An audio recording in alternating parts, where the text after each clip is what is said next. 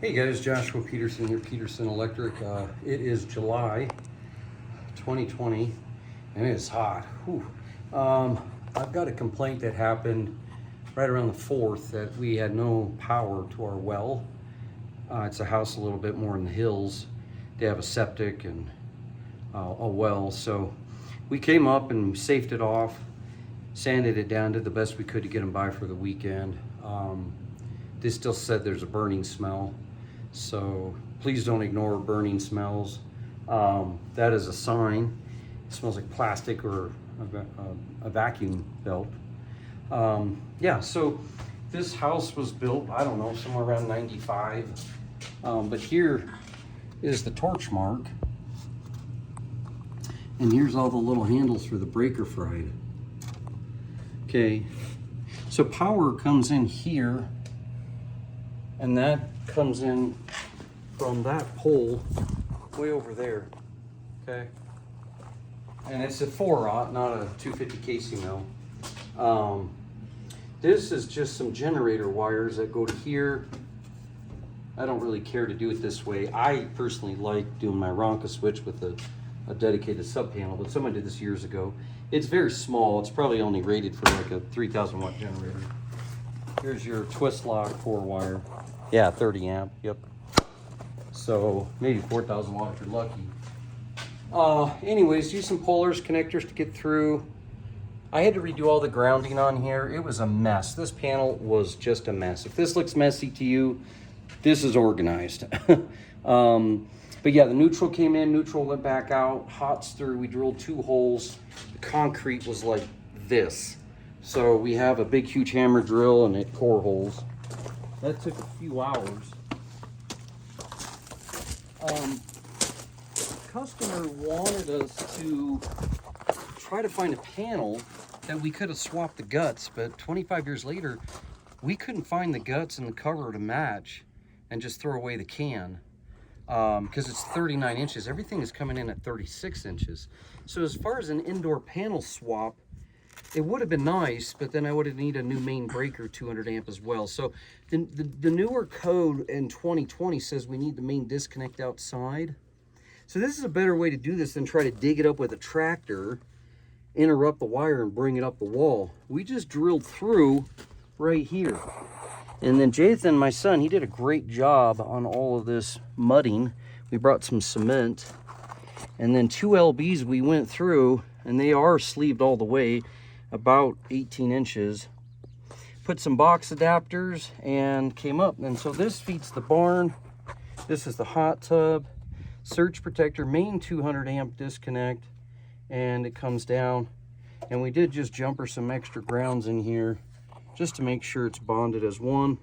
We saw no ground rods, so we ran this out, put an intersystem bonding bridge bar, came down, put that in the dirt, and that one actually by the gutter went well. I got 7.5 feet.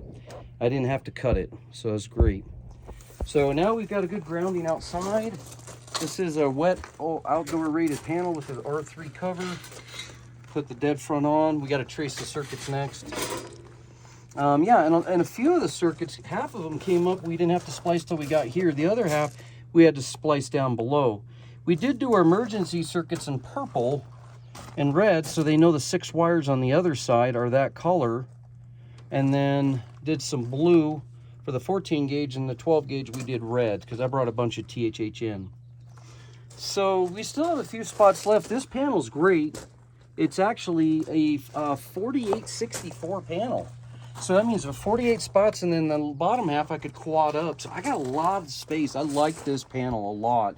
It comes with the ground bars and everything inside of there. Copper bus bar. It's got the neutral bar. Now this house would be a nightmare, guys, to do to do arc faults, because look at all this. This is a log home.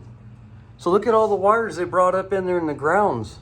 I could only separate so much grounding like I did, and I ran out of spots. I like to try to go 1 ground per 1 terminal, and my neutrals, I had to separate those too.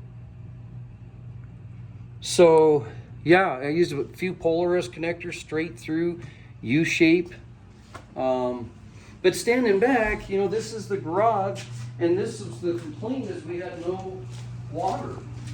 This tank, they were on reserve.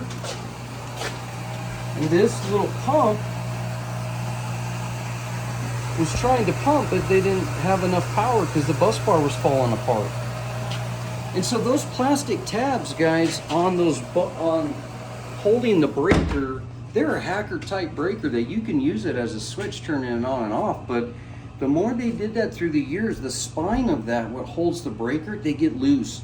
I've noticed that on GEs, old ITEs, and new Siemens. So this is a 26-7-year-old panel, and that's exactly what happened. So a lot of you might say, well, why didn't you get the rest of it? Well, what's the purpose? The neutral comes in and out in jumpers with an add lug, and all the neutrals are here. The neutrals and grounds were not affected. It was just the hot conductors. But when we came back 4 days later, we could still smell this burning. Last thing I'll show you real quick. This is what I came here and looked at that day. These were front to front. And this guy was on top, and this guy was on top. So when I pulled them off, this is what I was left with that bus bar. Now this is aluminum. I don't know if I like aluminum, they're okay. But it wasn't really the aluminum fault.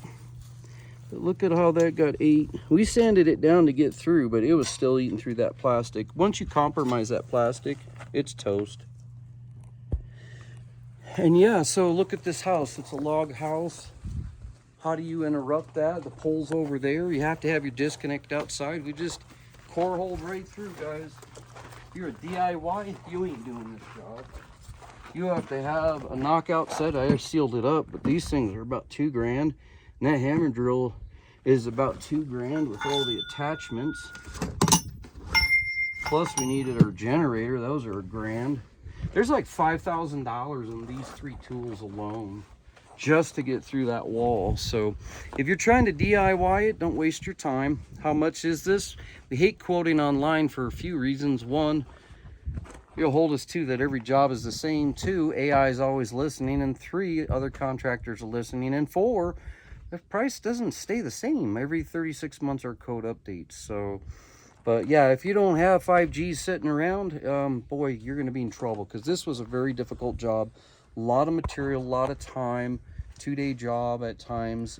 So just want to give you guys a heads up. But yeah, just always have the money sitting aside. But remember, if your pole is way down there like that, REA does not cover you if your feeder goes out underground.